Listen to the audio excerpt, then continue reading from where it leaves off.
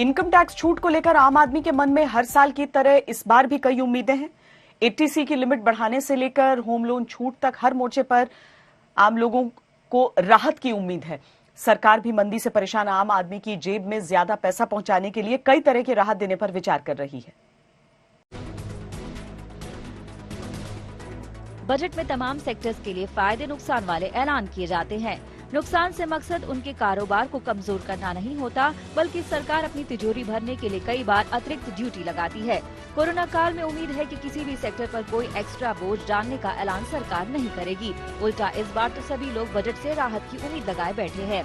ऐसे में कुछ ऐसा ही इनकम टैक्स के मामले में आम आदमी को भी उम्मीद है। दरअसल ये दौर महामारी के नाम रहा, तो सबसे पहली मांग तो इस बीमारी के इलाज पर होने वाले खर्च में टैक्स छूट से जुड़ी है।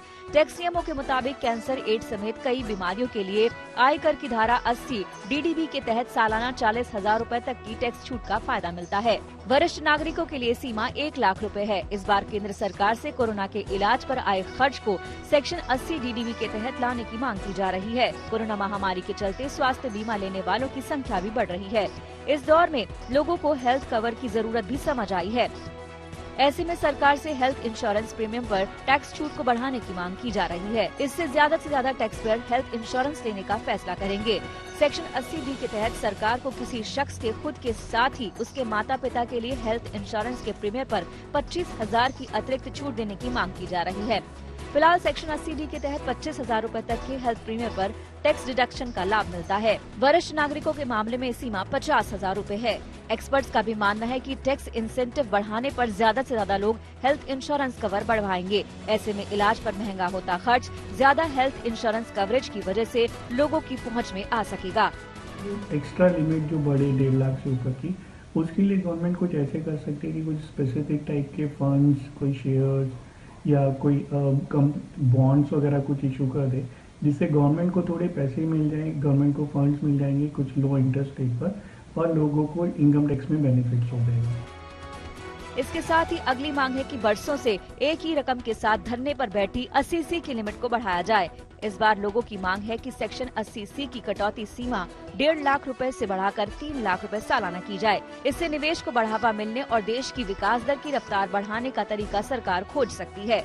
जानकारों का मानना है कि सरकार इस बार लॉन्ग टर्म और शॉर्ट टर्म सर्विसेज के बीच साफ अंतर को अपनाएगी। लॉन्ग टर्म सर्विसेज को बढ़ावा देने के लिए टैक्स पॉलिसी में कोई बड़ा प्रोत्साहन नहीं है, जिसकी जरूरत कोरोना काल में काफी महसूस हो रही है। Section 80 DDB income tax payer को एग्जम्पशन देता है यदि वो किसी स्पेसिफिक काइंड की बीमारी के इलाज में ड्यूरिंग द ईयर खर्चा करते हैं। तो स्पेसिफिक बीमारियां, कुछ गंभीर बीमारियां जैसे किडनी की बीमारी हो गई, कैंसर हो गया, इस टाइप की बीमारियों से रिलेटेड खर्चा करते हैं।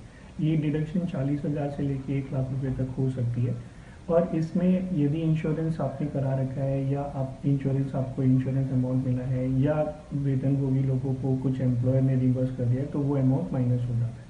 अगर गवर्नमेंट शॉर्ट टर्म और लॉन्ग टर्म सेविंग्स में बाइफरकेट करे और उसमें दोनों में छूट दे, तो लोगों को सेविंग्स हैबिट बढ़ेगी। अगर सेविंग हैबिट पड़ेगी तो क्या होगा, एक तो टैक्स रिबेट मिलेगी उनको, दूसरा कल को ऐसी पेंडेमिक या ऐसी कोई और प्रॉब्लम्स आती है तो गवर्नमेंट को मिनिमल सपोर्ट देनी पड़ेगी, लोगों के पास सेविंग्स होंगी तो हम लोग आराम से इससे निकल जाएंगे। और इसमें क्या होगा कि विड्रॉल की फैसिलिटी देनी पड़ेगी। अगर सपोज ऐसी पेंडेमिक आती है, ऐसी कोई प्रॉब्लम आती है तो विड्रॉल फैसिलिटीज देनी पड़ेंगी और उसमें कोई टैक्सेबिलिटी नहीं होगी। तो मेरे हिसाब से लॉन्ग टर्म वे में गवर्नमेंट इसको इंडिया को बिल्ड करने में बहुत हेल्प मिलेगी। इसके साथ ही आम टैक्स पेयर्स के लिए टैक्स छूट की सीमा को बढ़ाए जाने की वकालत भी की जा रही है। डिमांड हो रही है टैक्स छूट की मौजूदा सीमा को 2.5 लाख रुपए से बढ़ाकर 5 लाख रुपए किए जाने की जरूरत है। खास तौर पर वरिष्ठ नागरिकों को इस मामले में ज्यादा छूट देने की भी मांग की जा रही है। सर्विसेज पर ब्याज दर काफी कम हो जाने और महंगाई दर के बढ़ जाने से लोगों की बचत पर रिटर्न भी घटा है। ऐसे में टैक्स की देनदारी से वरिष्ठ नागरिकों को दोहरी मुश्किल का सामना करना पड़ रहा है। जो हमारे सीनियर सिटीजन्स हैं जो सिर्फ इंटरेस्ट पे या पेंशन पे ही डिपेंडेंट है, उनके लिए काफ़ी परेशानियों का सामना है, क्योंकि एक तो इन्फ्लेशन है और जो इंटरेस्ट रेट भी कम हो गया। तो इसकी वजह से क्या हुआ कि जो उनकी डिस्पोजेबल इनकम है वो कम हो गई। तो मेरी रिक्वेस्ट है कि अगर गवर्नमेंट या तो सीनियर सिटीजन्स के लिए इंटरेस्ट रेट बढ़ा दे या जो उनका टैक्सेशन है वो कम कर दे या कोई और इंसेंटिव्स दे दे, तो मेरे हिसाब से लॉन्ग टर्म वे में जो हमारे सीनियर सिटीजन्स हैं उनको हेल्प मिलेगी। हालांकि इन डिमांड्स पर सरकार किस तरह गौर फरमाती है ये देखना भी दिलचस्प होगा, क्योंकि पहले ही खाली खजाने को भरने के लिए सरकार रेवेन्यू बढ़ाने के विकल्प तलाश रही है और टैक्स छूट देकर वो किस तरीके से इसकी भरपाई करेगी, इसका जवाब मिले बगैर ये छूट देना आसान नहीं होगा। आज तक ब्यूरो।